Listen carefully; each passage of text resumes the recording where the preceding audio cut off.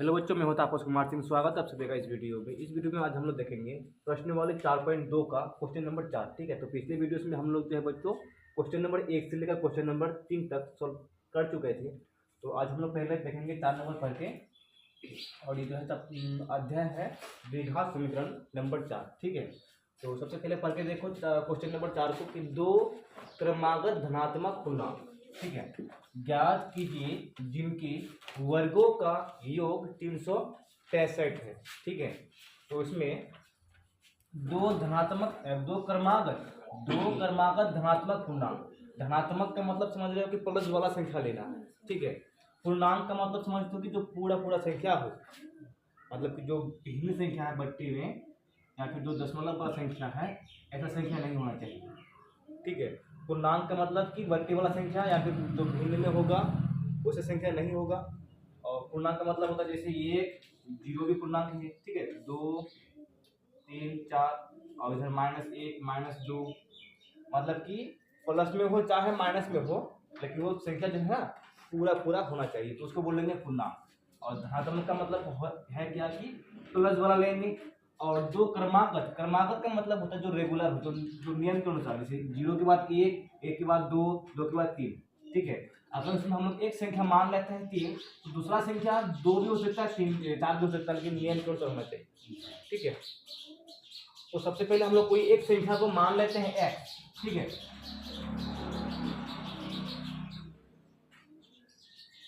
तो एक संख्या माना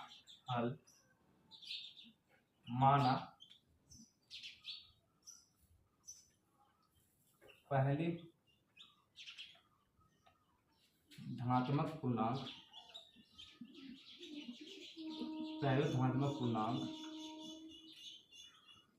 बराबर x। ठीक है, माना पहले धनात्मक पूर्णांक x है, तो दूसरा क्या हो जाएगा, x प्लस 1 हो जाएगा। ठीक है, तथा क्योंकि अगर ये 3 होता तो उसको क्या आता, 4 आता। ठीक है, तथा दूसरी धनात्मक पूर्णांक बराबर x प्लस 1, दो संख्या हो गया। अब क्या बोला है कि जिनके वर्गों का योग, वर्ग का मतलब क्या होता है, स्क्वायर। ठीक है, तो दोनों संख्याओं के स्क्वायर करेंगे, वर्ग करेंगे और उनको जोड़ेंगे तो हो जाएगा 363। तो हम लोग यहाँ पर डायरेक्ट करेंगे प्रश्न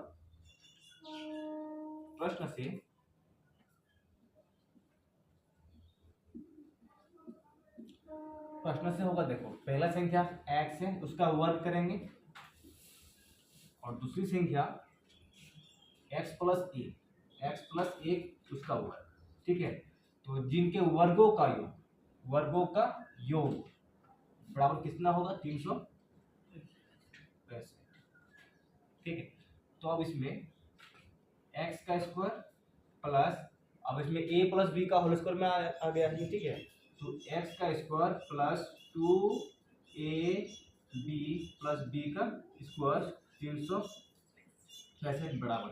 ठीक है, और यहाँ पर देखो x स्क्वायर 2x का स्क्वायर हो जाएगा, 2x का स्क्वायर, फिर 2x प्लस में 2x और इधर a बराबर 365। ठीक है, अब करते हैं पक्षांतरण, मतलब कि जो इधर प्लस में है उधर को हम लोग माइनस भी कर देते हैं। ठीक है, 2x का square plus 2x minus plus है प्लस 1 माइनस 365 बराबर 0। तो इसमें अब फिर बचेगा 2x का square plus 2x plus minus भी बचेगा, इसमें जो माइनस का साइन बड़ा है। ठीक है, तो माइनस 364। अब देखो, अब क्या करना है, पहले हम लोग जो है ना इसको 2 कॉमन निकाल के छोटा कर सकते थे। ठीक है, दोनों जगह देखो, यहाँ पर भी 2 है, यहाँ पर भी 2 है, और यहाँ भी 2 से भाग जा रहा है। ठीक है, तो यहाँ से हम लोग 2 कॉमन बाहर निकाल लेते हैं, तो यहाँ बचेगा 2 x का स्क्वायर प्लस x माइनस, इसमें 2 1 2 8 दूना 16 2 दूना 4। सही है, इसमें अगर गुना करेंगे 2 दूना 4 8 दूना 16, कैरी में 1 2 एक 2 और 1 3, ठीक है, बराबर 0। अब देखो ये इधर गुना में है, इधर अगर हम लोग इधर भेज देंगे 0 के साथ तो वो भाग लग के फिर 0 हो जाएगा। तो यहाँ केवल बचेगा x का स्क्वायर प्लस x माइनस 182, ठीक है। तो दिख रहा है ना, नहीं दिख रहा है, ऊपर करना पड़ेगा। यहाँ x का स्क्वायर प्लस x माइनस 182 बराबर 0, ठीक है। अब क्या करेंगे, बीच वाला देखो, इसमें a का मान 1 है और c का मान माइनस 182 है, दोनों को गुना करेंगे तो कितना होगा, a और c को गुना करेंगे तो माइनस 182 होगा, और बीच वाला पद है प्लस में a, यानी कि हम लोग को गुना करके एक को इस तरह से तोड़ना पड़ेगा या फिर इसका गुणनखंड इस तरह से निकालना पड़ेगा, और ताकि गुना करने पर माइनस 182 हो और जोड़ने पर या घटाने पर बराबर केवल 1 हो, ठीक है। तो अब पहले क्या करेंगे, इसका गुणनखंड निकाल के देखते हैं, ठीक है। एक को तो हम लोग तोड़ नहीं सकते हैं, तो 182 का गुणनखंड निकालते हैं। पहले 2 से भाग जाएगा 9 1, फिर इसमें जाएगा 7 से 13, अब और कटेगा नहीं आगे, तो 7 गुना 14 और इधर 13, 14 और 13 को गुना करेंगे तो कितना होगा 182, ठीक है। अब इसमें हम लोग को लेना है माइनस में, तो एक संख्या को हमें माइनस में लेना होगा। इसमें अगर 14 माइनस 13 करेंगे तो 1 बचेगा, जोड़िया घटा करके माइनस, इसमें प्लस में 1 बच रहा है, ठीक है। और 14 को माइनस 13 से गुना करेंगे तो माइनस 182 होता है, ठीक है, यानी कि इस तरह से लेना पड़ेगा।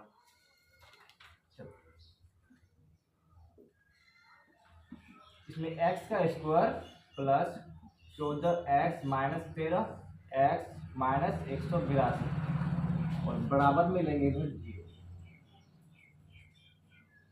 बराबर में 0। x इसमें कॉमन आएगा, इसमें x बचेगा प्लस में 14, इसमें जो साइन रहेगा वो साइन यहाँ लेना है, और यहाँ पर जो रहेगा वही मान यहाँ पर आएगा। अगर नहीं आता है तो हम लोग का जो गुणनखंड तोड़े हैं वो उसमें मिस्टेक होगा, ठीक है। तो इसमें क्या देखो, इसमें x है, x को कितना से गुना करेंगे ताकि माइनस 13 हो जाए, ठीक है। तो इसमें माइनस ले लिए हैं, इसमें केवल 13 लेंगे, 13 के 13 और x का x होगा, और 13 को 14 से गुना करेंगे तो 182 होगा, लेकिन माइनस प्लस माइनस, सही है।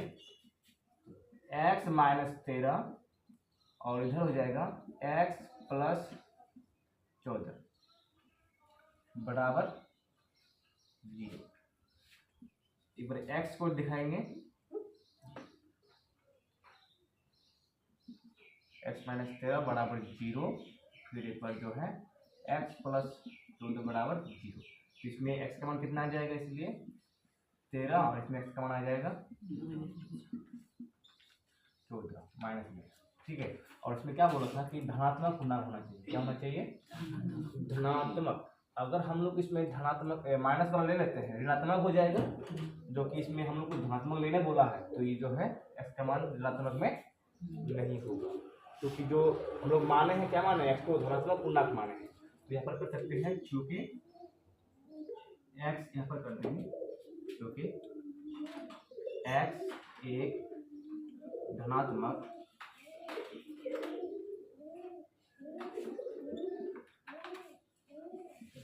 पूर्णांक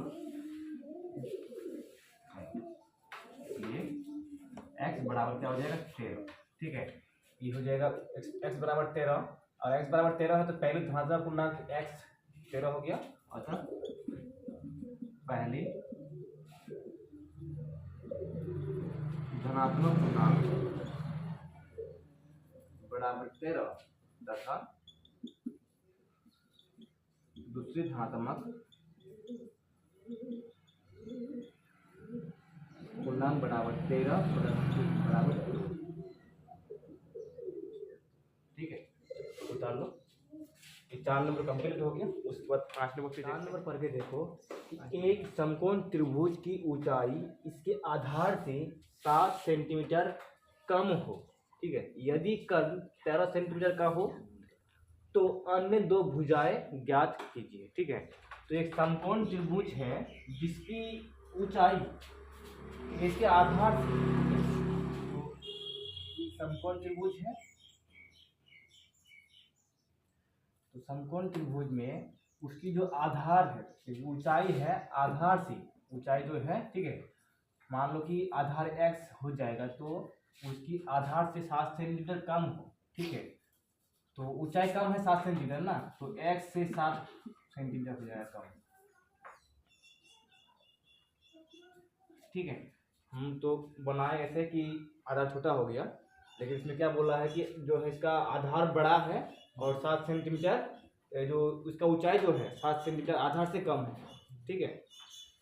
तो यहाँ हम सबसे पहले मान लेते हैं ऐसे। और एक चीज़ दिया हुआ है क्या, कर्ण जो है 13 सेंटीमीटर दिया हुआ है, जो कर्ण है वो 13 सेंटीमीटर दिया गया है, ठीक है। तो अन्य दो भुजा, ये दोनों भुजाओं को हमें ज्ञात करना है। तो माना, तो यही चीज को मान लेंगे यहाँ पे कि माना आधार की लंबाई, माना समकोण त्रिभुज, माना समकोण त्रिभुज के आधार की लंबाई बराबर x सेंटीमीटर, ठीक है। समकोण त्रिभुज की आधार की लंबाई x सेंटीमीटर तथा समकोण त्रिभुज क्या हो जाएगा, समकोण त्रिभुज की ऊंचाई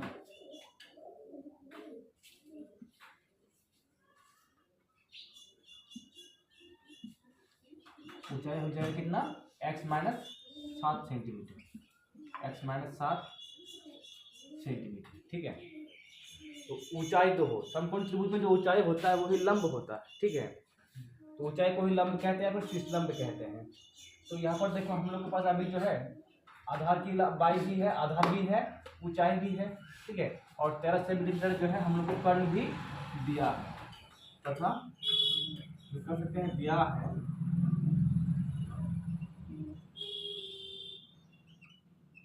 कर्ण बराबर 13 सेंटीमीटर। अब करेंगे पायथा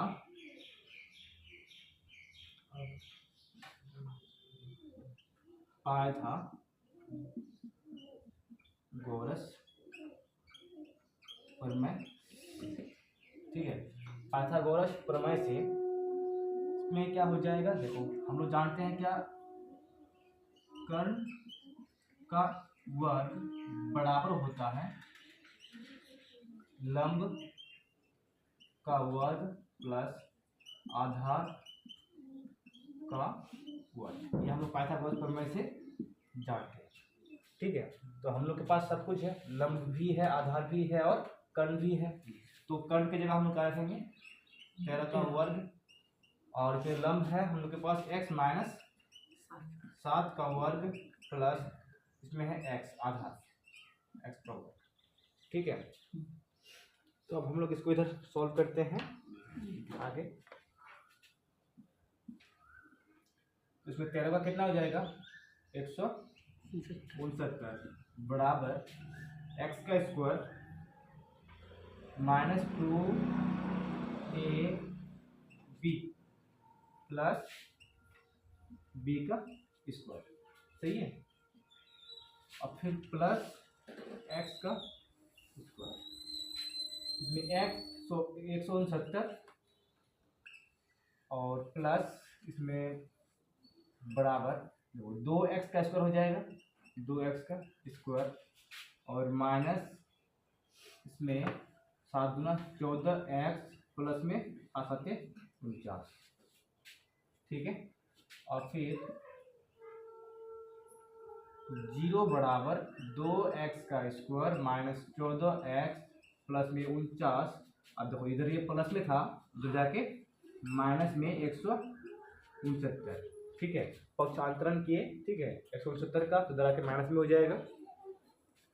अब पूरा को क्या करते हैं, उलट देते हैं, ठीक है, इस वाला पद को इधर कर देंगे और बायां पक्ष को दायां पक्ष कर देंगे, तो दायां पक्ष को बायां पक्ष कर देंगे। पहले 2x का स्क्वायर माइनस 14x। अब बताओ इसमें कितना बचेगा, देखो साइन तो होगा माइनस में क्योंकि 170 बड़ा है, ठीक है।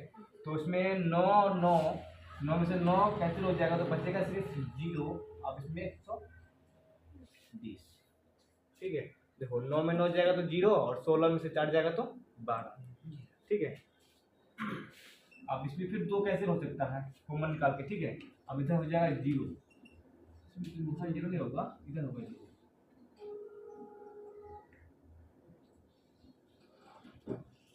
यहाँ पर 0 होगा। ठीक है, तो यहाँ पर 2 कैंसिल कॉमन निकाल के एक्स स्क्वायर माइनस 14x, वैसे 7 होगा ना,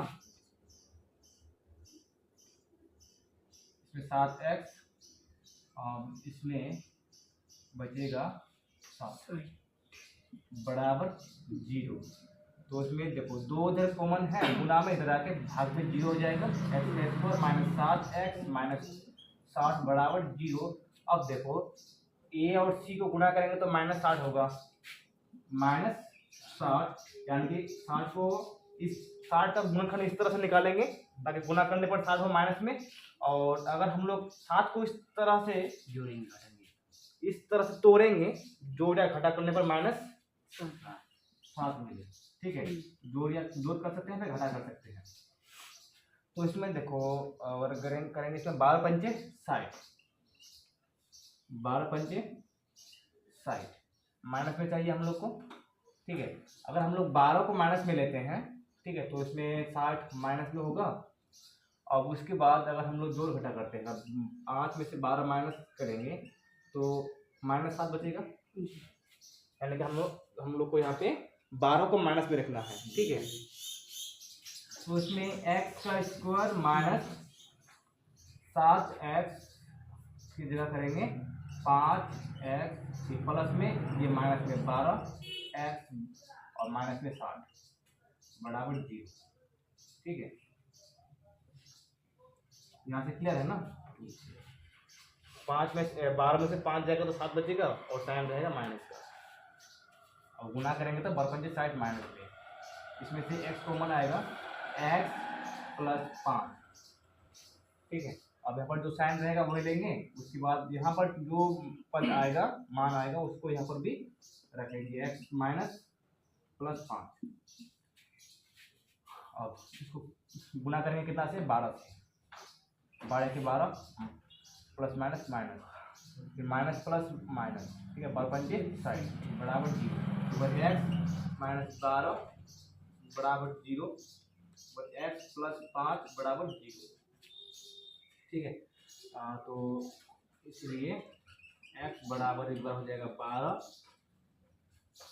और x बराबर हो जाएगा माइनस में 5। तो फिर जो है हम लोग का x का 2 मान आया। ठीक है, यानी कि मूल तो इस बहुपद का 2 को निकला, इसका उत्तर श्री क्या होगा,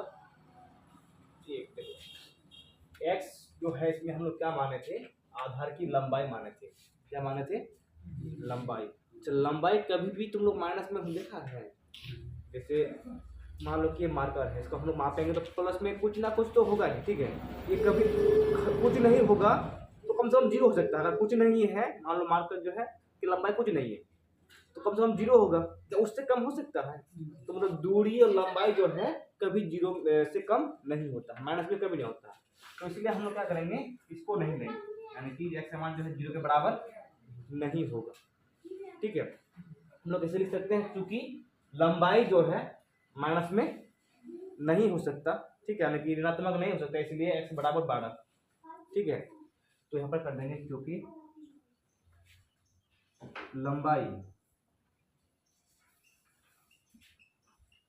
लंबाई का मान ऋणात्मक नहीं हो सकता, ऋणात्मक नहीं हो सकता है। ठीक है, इसलिए x बराबर 12 सेंटीमीटर।